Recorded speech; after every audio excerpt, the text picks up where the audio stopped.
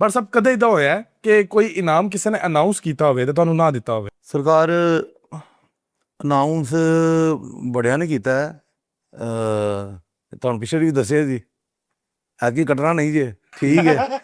ਹਾਂ ਭਾਜੀ, ਉਹਨਾਂ ਤੋਂ ਡਰ ਲੱਗਦਾ ਜਿਨ੍ਹਾਂ ਦਾ ਨਾਂ ਤੁਸੀਂ ਲੈਂਦੇ ਹੋ। ਨਹੀਂ ਇਹ ਤੇ ਅਸੀਂ ਕੋਈ ਗਲਤ ਗੱਲ ਥੋੜੀ ਕਰ ਰਹੇ ਹਾਂ। ਅਸੀਂ ਆਪਣੀ ਪਾਕ ਧਰਮੀ ਨਾਲ ਪਿਆਰ ਵੀ ਕਰ ਰਹੇ ਹਾਂ ਤੇ ਅਸੀਂ ਸਲੂਟ ਕਰ ਰਹੇ ਹਾਂ ਜਨਾਬ ਨੂੰ। ਅਸੀਂ ਉਹਨਾਂ ਦੇ ਨਾਲ ਖੜੋਤੇ ਹਾਂ। ਤੇ ਮੇਰਾ ਆਪ ਜਿਹੜਾ ਪਾਕਿਸਤਾਨ ਦੇ ਇੱਕ ਹੀ ਅਦਾਰਾ ਜਿਹਨੂੰ ਮੈਂ ਮੰਨਦਾ ਉਹ ਹੈ ਪਾਕ ਆਰਮੀ। ਵਾਹ। ਤੇ ਮੈਂ ਉਹਨਾਂ ਨੂੰ ਸਲੂਟ ਕਰਨਾ। ਤੇ ਦੂਜੀ ਗੱਲ ਹੈ ਮੇਰਾ ਸਰਕਾਰ ਹੈ ਗਿਲਾ, ਮੈਂ ਗਿਲਾ ਵੀ ਨਹੀਂ ਕਰ ਸਕਦਾ, ਮੈਂ ਤੇ ਕਰਨਾ ਹੀ ਕਰਨਾ। 2022 ਦੇ ਜਨਾਬ ਮੈਂ ਕਾਮਨਵੈਲਥ ਗੇਮ 'ਚ ਜਿੱਤ ਗਿਆ। ਜਨਰਲ ਬਾਜਵਾ ਸਾਹਿਬ ਸਨ ਸਾਡੇ, ਉਹਨਾਂ ਨੇ ਸਾਨੂੰ ਜਿਹੜਾ GHQ ਰਾਵਲਪਿੰਡੀ ਉੱਥੇ ਬੁਲਾਇਆ ਸੀ।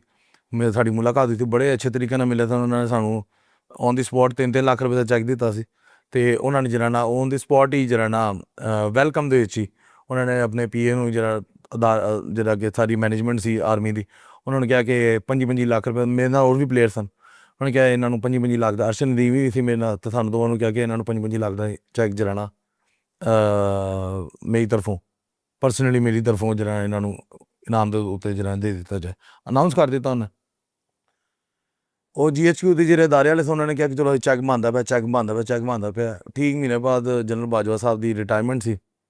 ਜਨਰਲ ਬਾਜਵਾ ਸਾਹਿਬ ਰਿਟਾਇਰ ਹੋ ਗਏ ਅਤੇ ਉਹ ਸਰਕਾਰ ਚੈੱਕ ਜਿਹੜਾ ਸੁਣਦੇ ਪਏ ਸਨ, ਤਿਆਰ ਹੁੰਦਾ ਪਿਆ। ਉਹ ਪਹਿਲੇ ਦਿਨਾਂ ਦੀ ਤਬਦੀਲ ਹੋਇਆ, ਫਿਰ ਮਹੀਨੇ ਤਬਦੀਲ ਹੋਇਆ, ਫਿਰ ਕੋਈ 6 ਮਹੀਨੇ ਤਬਦੀਲ ਹੋਇਆ, ਫਿਰ 6 ਮਹੀਨੇ ਬਾਅਦ ਸਾਨੂੰ ਨਾ ਆ ਗਈ ਕਿ ਉਹ ਚੈੱਕ ਜਿਹੜਾ ਨਾ ਹੁਣ ਨਹੀਂ ਮਿਲ ਸਕਦਾ।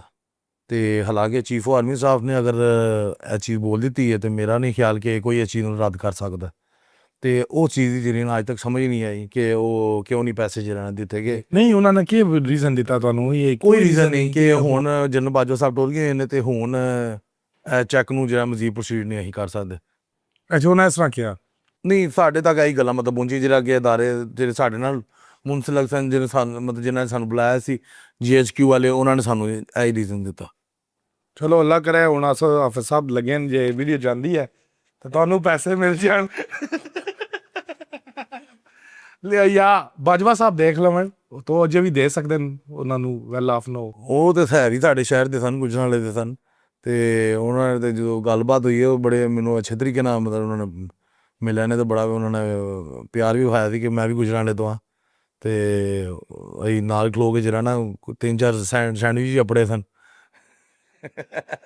ਗੁਜਰਾਂਵਾਲੇ ਦੇ ਲੋਕ ਤਾਂ ਮਜ਼ਾ ਹੀ ਕਰਦੇ ਹੁੰਦੇ ਨੇ। ਖਾਣਾ ਜ਼ਰੂਰੀ ਹੈ।